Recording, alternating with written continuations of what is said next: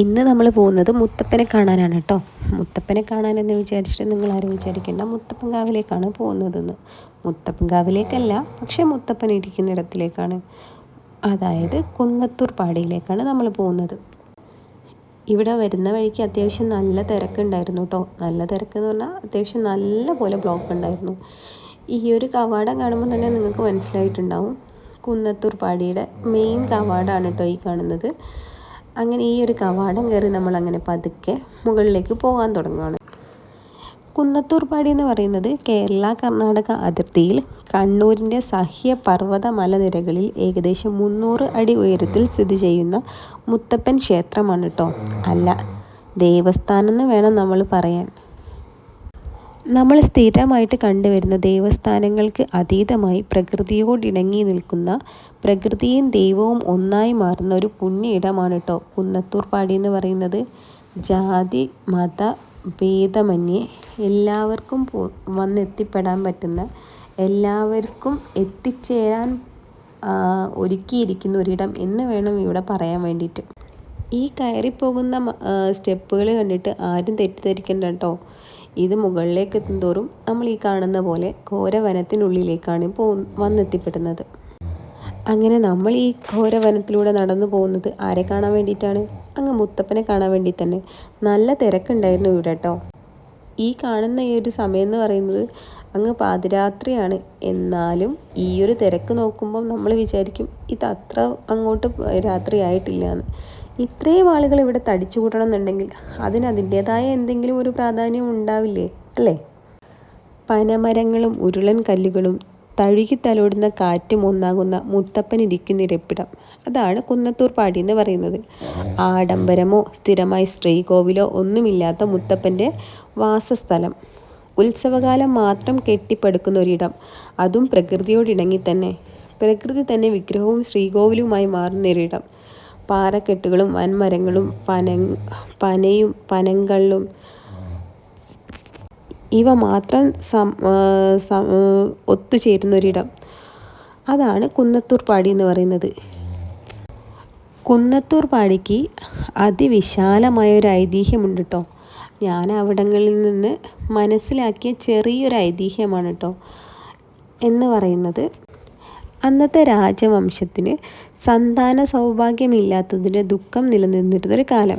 അന്ന് ഭക്തയായ അവിടുത്തെ മാതാവ്, അതായത് പാടിക്കുറ്റിയമ്മ കുളിക്കാൻ പോയിരുന്നൊരു സമയം അവിടെ ആ ഒരു പുഴയിലൂടെ ഒരു വട്ടത്തോണിയിൽ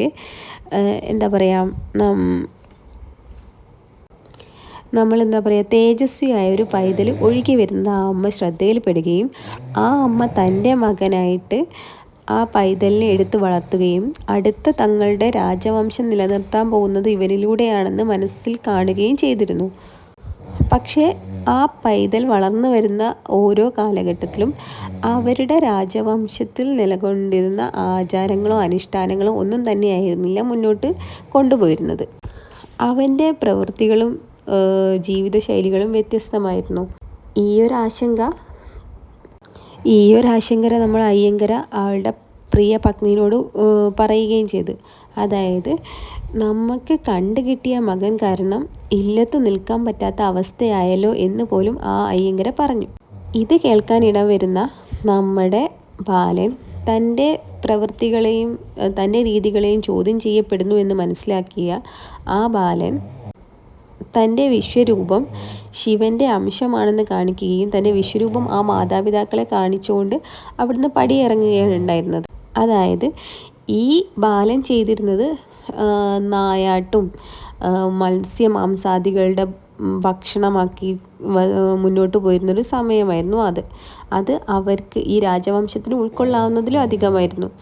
അപ്പോൾ ആ ഒരു സമയത്ത് ആ മകൻ അവിടുന്ന് പടിയിറങ്ങി, അതായത് തൃക്കണ്ണ് തുറന്ന് പൊയ്ക്കണ്ണ് വെച്ചവൻ മുത്തപ്പൻ. അങ്ങനെ മുത്തപ്പന് വില്ലും അമ്പുമൊക്കെ ആയിട്ട് മലനാട്ടിലേക്ക് നടന്നു തുടങ്ങി. ആ ഒരു യാത്രയിലാണ് കുന്നത്തൂർ പാടി കണ്ട് ഇഷ്ടപ്പെടുന്നതും ആ പ്രദേശം തൻ്റെ താവളമാക്കി മാറ്റുന്നതും. ഈ ഒരു ഐതിഹ്യമാണ് മുത്തപ്പനെ ദൈവമാക്കി മാറ്റുന്നത്. അതായത് ശിവൻ്റെ അംശം, നായാട്ടിൻ്റെ ദൈവം, പ്രകൃതിയുടെ സംരക്ഷകൻ എന്നൊക്കെ നമ്മുടെ മുത്തപ്പനെ അറിയപ്പെടുന്നുണ്ട്. കുന്നത്തൂർ പാഴിയുടെ ചരിത്രം അന്നത്തെ നമ്മുടെ ഈ കുന്നത്തൂർ പാഴിയുടെ ചരിത്രവുമായി അന്നത്തെ രാജവംശവുമായിട്ട് കുന്നത്തൂർ പാഴിയെ സവിശേഷം ബന്ധപ്പെട്ട് കിടക്കുന്നതുമായാണ് സ്ഥായിയായിട്ട് ഒരു നിർമ്മാണ പ്രവൃത്തികളും ഇന്നേ വരെ നടന്നിട്ടില്ല എന്നതാണ് അവിടെ കൂടുതൽ നമ്മളെ സവിശേഷമാക്കുന്നത്.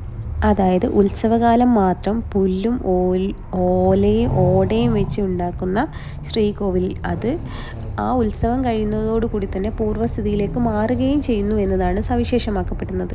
ശ്രീകോവിലിൻ്റെ സംരക്ഷകനായി തോന്നിക്കും വിധം രണ്ട് വലിയ പനകൾ അതിൻ്റെ ഇടതും വലതുമായി നിലനിൽക്കുകയും ചെയ്യുന്നു.